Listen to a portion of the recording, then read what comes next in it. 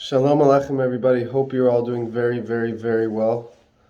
The holy Baal Shem Tov teaches us something extremely important that we have to take into our midos, into our emotions, and take it into our actions and live with this reality.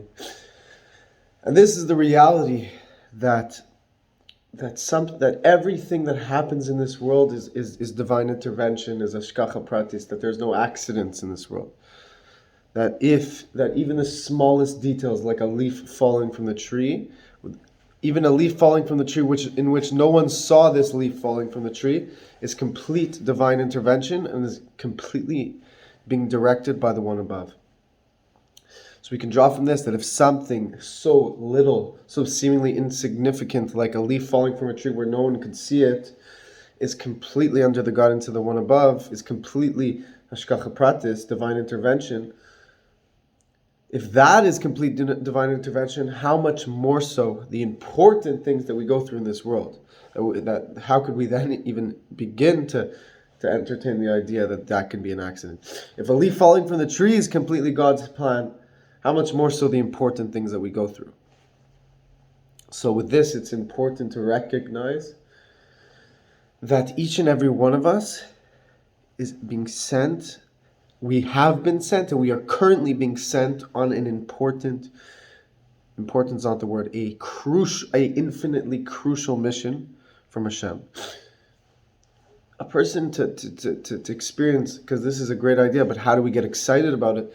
All a person has to do is really just think about the idea that we didn't choose to be born. We didn't put ourselves here, but yet here we are. Hashem created us and sent us into this world. Interestingly, He didn't just create us, but at every moment He continues to recreate us and give us life, reform us. The world is a constant miracle. Hashem didn't just create the world. He literally creates the world at every moment. There's no logical reason for why this world should exist. There's no reason. Meaning, the natural state of reality is to not exist. Every moment that Hashem causes the world to exist is a miracle. And it is a novelty. It's not something normal. It's something unnatural happening, that there is something created. But the world we live in, we're so used to it, we're so accustomed to this world existing that we can miss out on the constant miracle of creation. That is why we have to think about it, focus on it, and then we'll surely be able to tap into it in our conscious experience, come to a place where we truly experience and appreciate Hashem's greatness and Hashem's involvement in our lives. So to take this idea into practice, we have to understand that each and every one of us is infinitely needed. And even if every person in this world did their job except for one, Hashem is broken. Because we all have an individual relationship with Hashem. Hashem says the whole world was created for you individually. That also means that if the whole world is falling, but you are doing what's right, you could fulfill the purpose of creation. We see this from the Parsha, Noach, from last week, and from Avraham this week, that even when the whole of society is doing what's not right, if you do what's right, you can reach greatness and bring the world to a state of greatness. Because Hashem believes in you. That is why we have to realize that Hashem is counting on each and every one of us. And this is very, very, very important. We need to publicize this message to a greater extent, to expand this mission, and to pressure God to bring the Mashiach. When we do good deeds and we push ourselves past our limits, we cause Hashem to go past His. Meaning, when we go against our nature, when we push ourselves to do what's right and we go against our nature, we push ourselves even more than we did yesterday, then Hashem breaks the nature of the world and does miracles for us that are beyond nature. But Hashem wants us to make the first move. Hashem wants us to initiate the greatness. Because that is the way Hashem created the world. If He just did everything without any effort on our part, we would be like angels and we would bring no contribution at all to the world. But the fact that God gives us challenges and gives us free will, Now we actually have the ability to bring something to the table and give something back to Hashem, which is really the greatest thing that we could ever receive. So we have to analyze what's going on in the world and realize that something is going on. Clearly, something's been going on for the past few years. The world, as we know, is changing.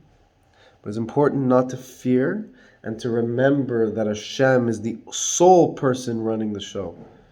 Hashem's not a person, but the sole being running the show. There's no person, a man of flesh, who has any power over Hashem.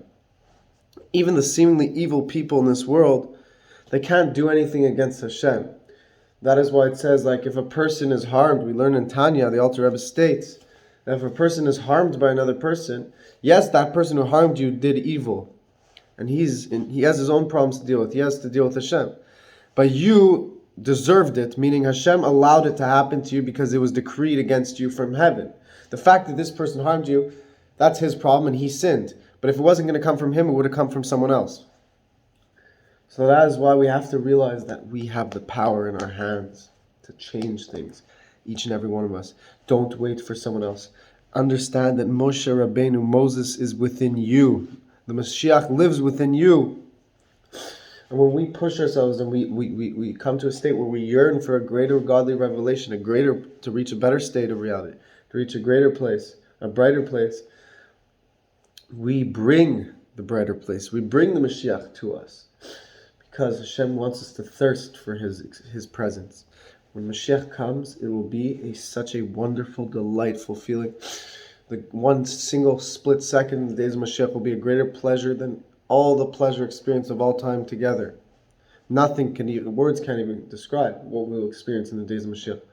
So we have to meditate on this idea. We have to think about it. Hashem wants us to think about the days of Mashiach.